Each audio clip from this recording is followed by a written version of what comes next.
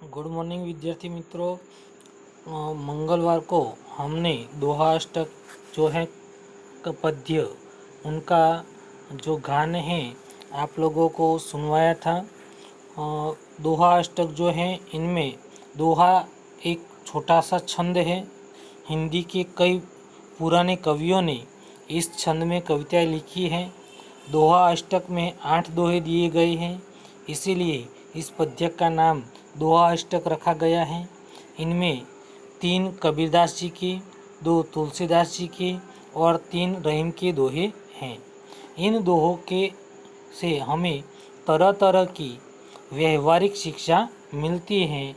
अब हम ये जो तीनों जो कवि हैं इनका परिचय प्राप्त करेंगे।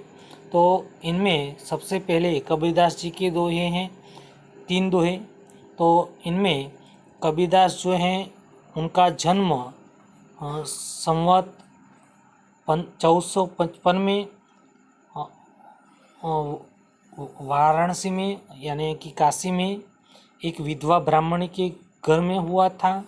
और ये जो विधवा ब्राह्मणी थी वह विधवा होने के कारण बच्चे को जन्म नहीं दे सकती, इसीलिए लोक लज्जा से बचने के लिए वह एक जो छोटा बच्चा जो कबीरदास हैं उनको लहर तारा नामक तालाब के किनारे उस बच्चे को छोड़ देती हैं। उसी समय उस तालाब के किनारे एक मुस्लिम दंपति जिनका नाम था नीमा और नीरो, जो मुस्लिम दंपति थे, पति पत्नी थे, और वह सुबह में वहाँ पर लकड़ियाँ इकट्ठी करने के लिए आते हैं। तो वहाँ पर उस बच्चे को देखकर उन्हें अपने घर पर ले जाते हैं। और किस्मत से ये जो मुस्लिम दंपति थे उनको कोई संतान नहीं थी, तो उनका लालन पालन ये जो मुस्लिम दंपति करते हैं। तो कबीरदास जी जो हैं उनका जन्म हुआ विधवा ब्राह्मणी के घर में, यानी कि वह हिंदू हुए, और उनका जो लालन पालन हुआ मुस्लिम दंपति, यानी कि कबीरदास जी को हिंदू और मुस्लिम दोनों धर्मों का ज्ञान था। और कबीरदास जी पढ़े लिखे नहीं थे, किंतु उन्होंने अपने जीवन के अंदर अनुभवजन्य ज्ञान प्राप्त किया था और इनके माध्यम से उन्होंने लगभग 700 दोहे लिखे हैं। और कबीरदास जो हैं वह 120 वर्ष तक जीवित रहे थे और संवत 1575 में उनका निधन हुआ। अब जो दूसरे कवि हैं रहीम, जिनके 3 दोहे हैं, जिनमें रहीम जो है उनका पूरा नाम था अब्दुल रहीम खान खाना, और उनका जन्म 1556 में लाहौर में हुआ था। रहीम मध्यकालीन कवि, सेनापति, प्रशासक, आश्रयदाता, दानवीर, कूटनीतिज्ञ, बहुभाषाविद, कला प्रेमी एवं विद्वान थे। ऐसा कहा जाता है कि जो अकबर थे राजा, उनके दरबार में नवरत्न थे और उन नवरत्नों में रहीम जो थे वह एक थे।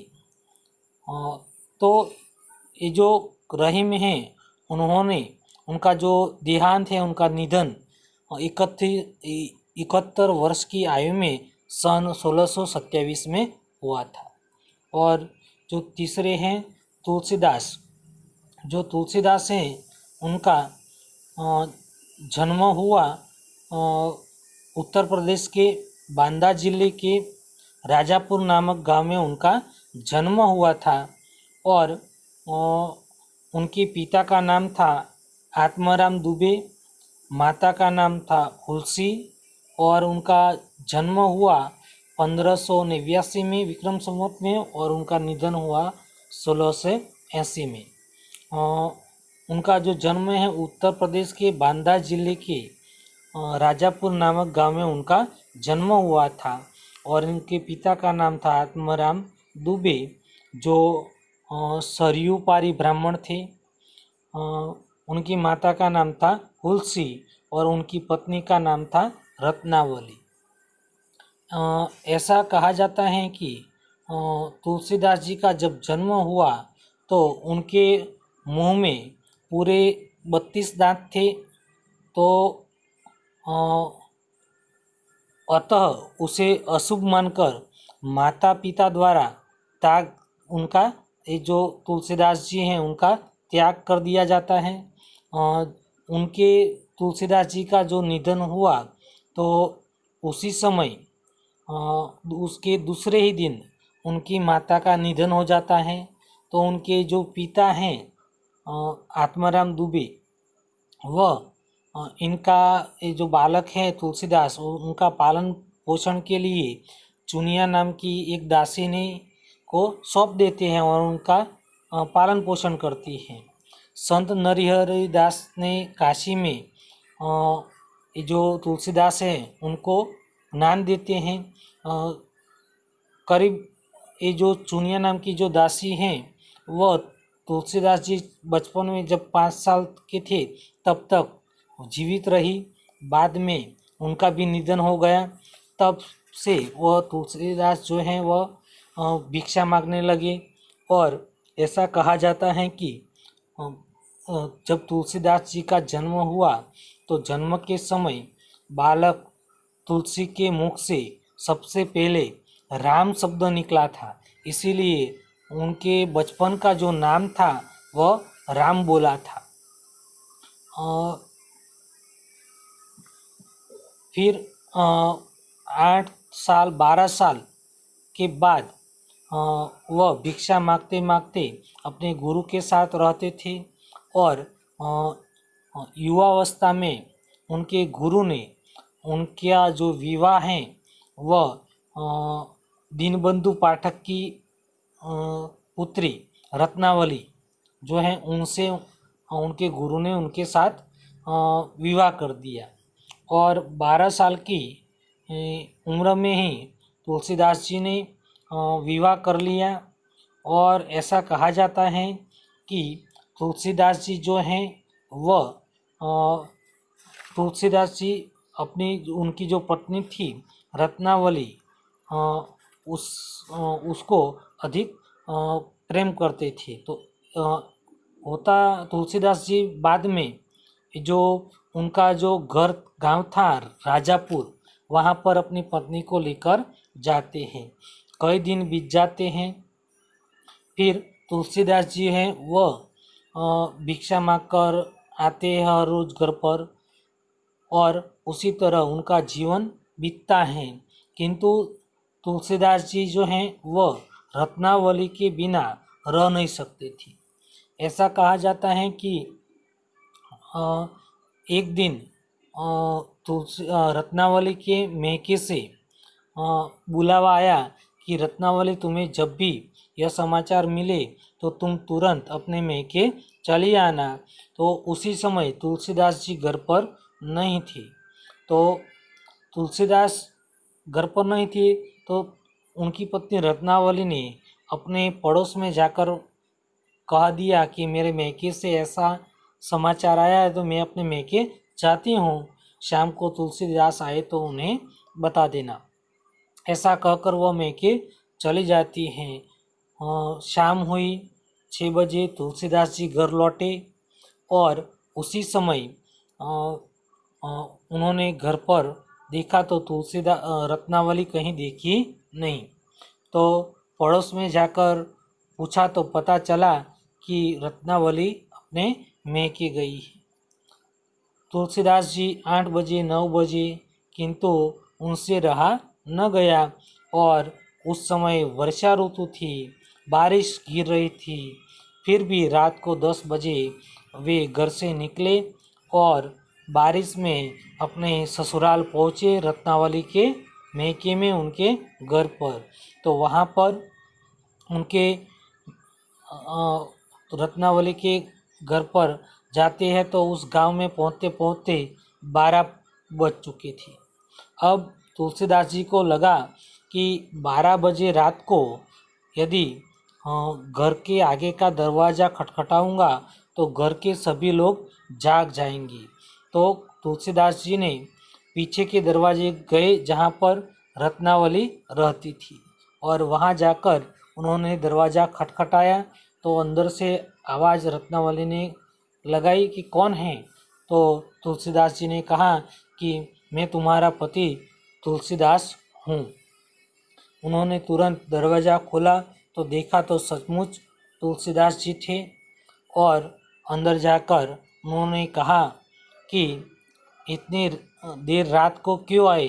तो तुलसीदास जी ने कहा कि तुम्हारे बिना मुझसे रहा न गया। तो उसी समय रत्नावली क्रोध में आकर कहने लगी कि यदि तुम मुझे इतना प्रेम करते हो, इतना प्रेम यदि तुम भगवान से करते तो तुम्हारा बेड़ा पार हो जाता। तुरंत तुलसीदास जी को ज्ञान होता है और ईश्वर प्राप्ति के लिए वहाँ से निकल पड़ते हैं।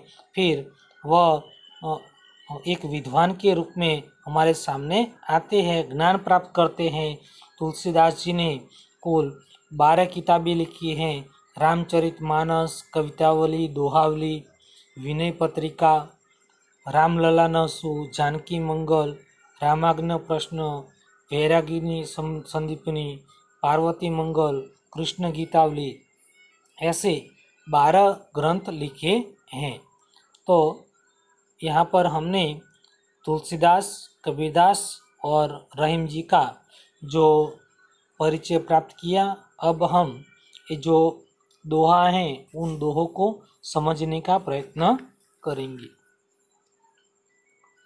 बड़ा हुआ तो क्या हुआ, जैसे पेड़ खजूर, पंथी को छाया नहीं, फल लागे अति दूर। ये जो गान है उनका गान मैंने आप लोगों को सुनाया था। पंथी यानी कि यात्री, राही, मुसाफिर। अति यानी बहुत। बड़ा होने से किसी का महत्व नहीं बढ़ जाता। खजूर का जो पेड़ होता है वह बहुत बड़ा है, पर उसके बड़े होने से क्या लाभ। उससे मुसाफिर को छाया नहीं मिलती, और उसके जो फल हैं वह भी बहुत ऊंचाई पर लगते हैं। वे जो फल होते हैं वह सरलता से प्राप्त नहीं होते हैं। उसी तरह जो बड़े लोग होते हैं वह किसी के काम में नहीं आते। साधु ऐसा चाहिए जैसा सुप सुभाए, सार सार को गही रही, थोथा दे उड़ाए।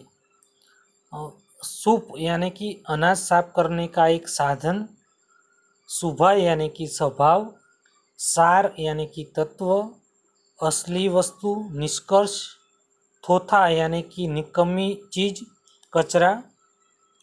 साधु यानी कि सज्जन पुरुष सूप जैसा स्वभाव वाला होना चाहिए।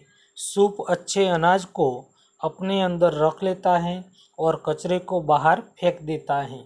उसी तरह साधु पुरुष को तत्व की बातें ग्रहण कर व्यर्थ की बातें छोड़ देनी चाहिए। माखी गुड़ में गड़ी रहे, पंख रहो लिपटाए, हाथ मले और सिर धुने, लालच बुरी बलाए। माखी यानी कि मक्खी, लालच यानी लोभ, बलाई यानी कि आपत्ति, आफत। मक्खी जो होती है गुड़ खाने के लिए गुड़ पर बैठती है और उसमें गुड़ खाने की लालच में फंस जाती है। उसके पंख गुड़ में चिपक जाते हैं। फिर वह कितना भी पछताई और हाथ मलती रहे, उससे उसका छुटकारा नहीं मिलता। सचमुच लालच बहुत बुरी चीज़ है। हाथ मलना यानी कि पछताना, सिर धुनना यानी कि पछतावा करना। तुलसी इस संसार में भांति भांति के लोग, सबसे हिलमिल चालिए नदी नाव संजोग। भांति भांति की यानी कि तरह तरह की, भिन्न भिन्न प्रकार की, हिलमिल कर चलना यानी कि मिलजुल कर प्रेम से और शांतिपूर्वक सहयोग करना। संजोग यानी कि संयोग, मिलन, मेल। तुलसीदास जी कहते हैं कि इस संसार में तरह तरह के लोग हैं, हमें सबके साथ हिलमिल कर रहना चाहिए, जैसे नदी और नाव का संयोग रहता है। तुलसी हाय गर्भ की कबो न खाली जाए, मुए डोर के चाम से लोहा भस्म हो जाए। हाय यानी बद्दुआ, कबहू यानी कभी, खाली यानी व्यर्थ, निष्फल, मुए यानी कि मरे हुए, डोर यानी पशु जानवर, चाम यानी चमड़ा, भस्म यानी राख। लोहा भस्म हो जाना यानी कि कठिन चीज का नाश हो जाना। तुलसीदास जी इस पंक्तियों में कहना चाहते हैं कि गरीब की हाय, हाय यानी बद्दुआ कभी निष्फल नहीं होती। मरे हुए जानवर के चमड़े से बनी धुकने से लोहा राख हो जाता है। फिर गरीब तो जीवित व्यक्ति है, उसकी हाय कैसे निष्फल जा सकती है।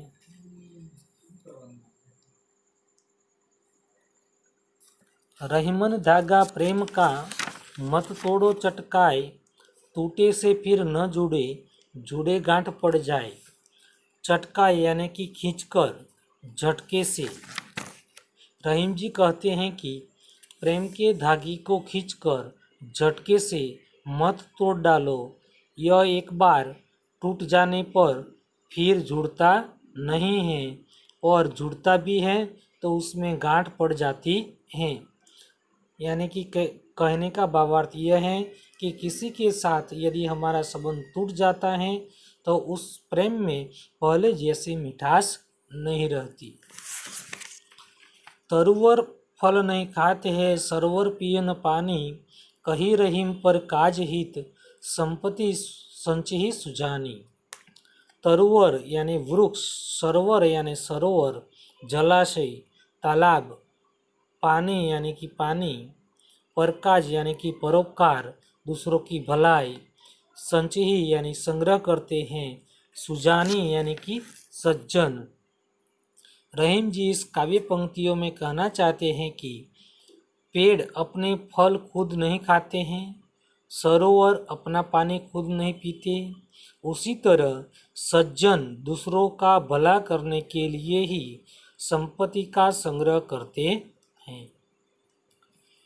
रहीमन देखी बड़ेन को, लघु न दीजिए डारी, जहाँ काम आवे सुई, कहा करे तरवारी। बड़े नहीं यानी कि बड़े लोगों की बड़ी चीज को, लघु यानी छोटा, डारी यानी कि छोड़ना, उपेक्षा करना, त्यागना, कहा એટલે क्या, तलवारी એટલે तलवार।